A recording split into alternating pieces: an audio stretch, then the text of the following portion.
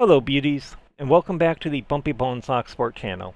In this video, I'm recording my entry for GAJIM's subscriber appreciation giveaway, but before we get started, I really want to give a big thank you and shout out to GAJIM.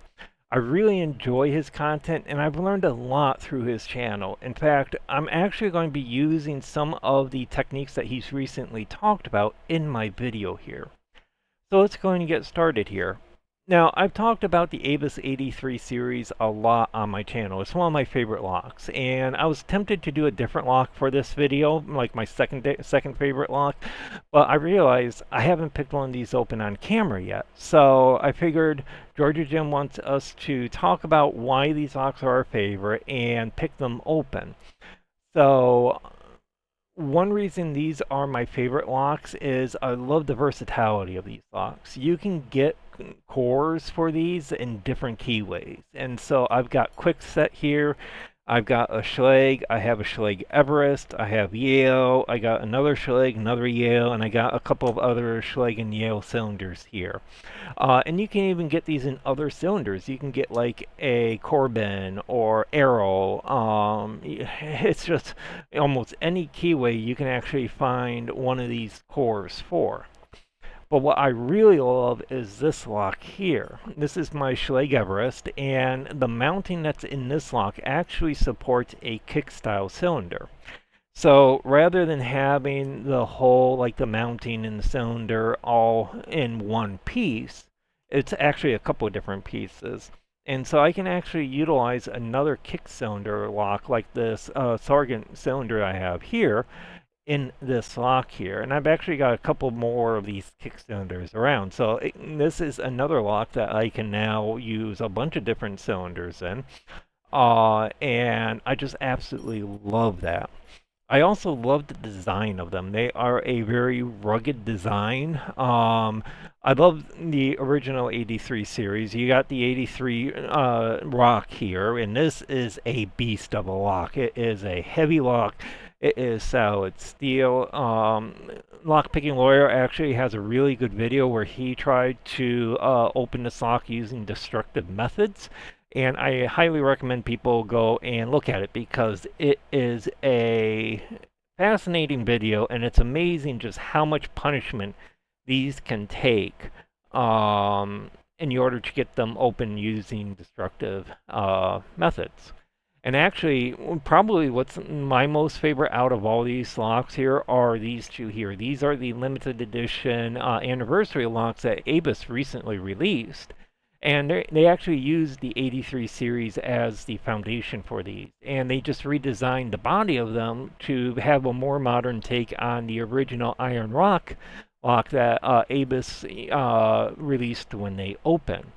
And so I just love the look of these. It's a very smooth. The other thing that I really love about these is that you can actually set these so that they are key retaining, or you can actually set it so that you can remove the key. And I had the key out here. Where did I put it? Here it is. So like with this lock here, I can actually remove the key. And so all that it is this little Z bar that's in the locking mechanism. If you have the black dot facing up, I think it retains the key. If you have it facing down, it doesn't retain the key. So it's a really well-designed lock. The other reason this is my favorite is you can learn a lot about locks utilizing this series.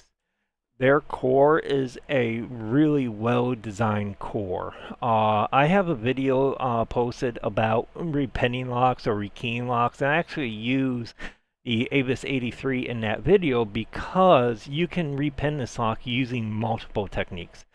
You can disassemble it, pull the core out, repen it using a flower and all that, or you can repen it using this pinning window here, or you can repen it using these pinning holes down here. And these are the most common methods of repenning locks that I've seen.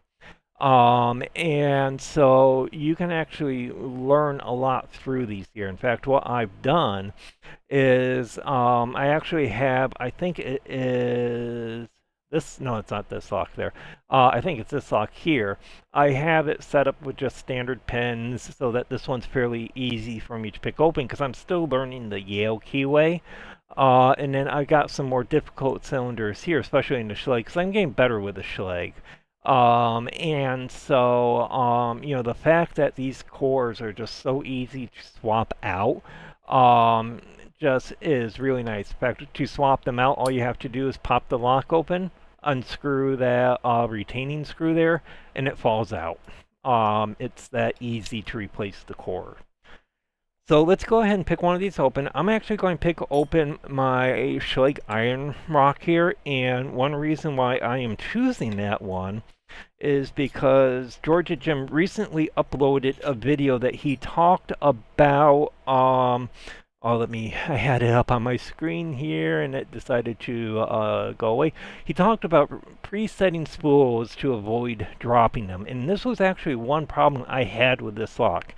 I picked it open on a couple of lives, and during those sessions, what was happening is I kept going in the endless circle. So I would set some spools, I would then set the barrel pin that's in there, and that would then get me into a false set, which then when I went to take care of the false set, it would then drop the other spools that I had set, and it was just this vicious, endless cycle with it.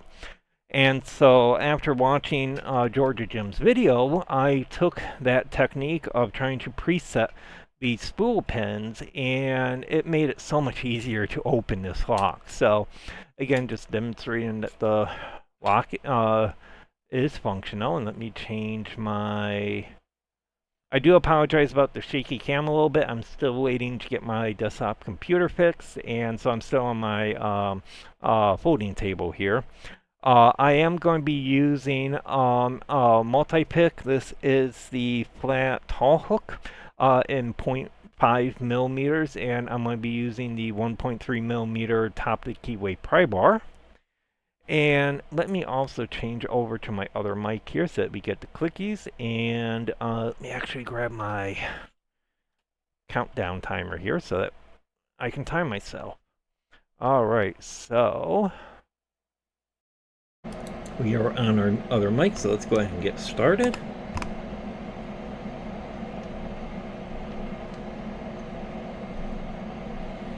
Alright, so pin 1 is the barrel pin, so I'm going to preset that. And I'm not going to set it fully. And now I'm going to take a look and see if I can set the spool pins. Alright, so there's 3, 2, 4, 5. Alright, let's hit 1 and see what happens.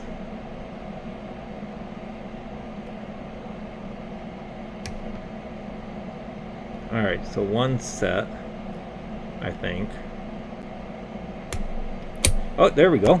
That's actually the easiest set it's opened on me. Normally I have to go back through some of those cycles. I didn't think I had hit all the presetting the spools. So, that technique that GAJIM talks about presetting the spools, night and day on this. So let's go ahead and gut this open now, and let's go ahead and change back over to my other mic. And let's reset the focus to the desk. All right. So what we're going to do is pull out the core. So again, really easy to remove the cores. You just unscrew that retaining screw, and there's our core. And what we got here, it didn't pull the Z-bar out, but if we look down in there, you'll see that little Z-bar kind of in the locking mechanism there. That's what tells it key retaining or not. So you can see that there's no black dot visible on it, and so that black dot is facing the locking mechanism, so that's key retaining. So let's go ahead and pull off the C-clip here.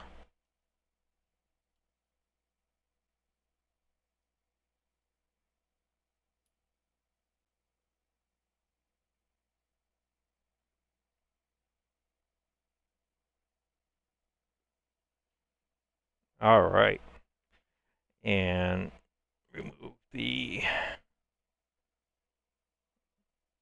locking bar. And let's go ahead and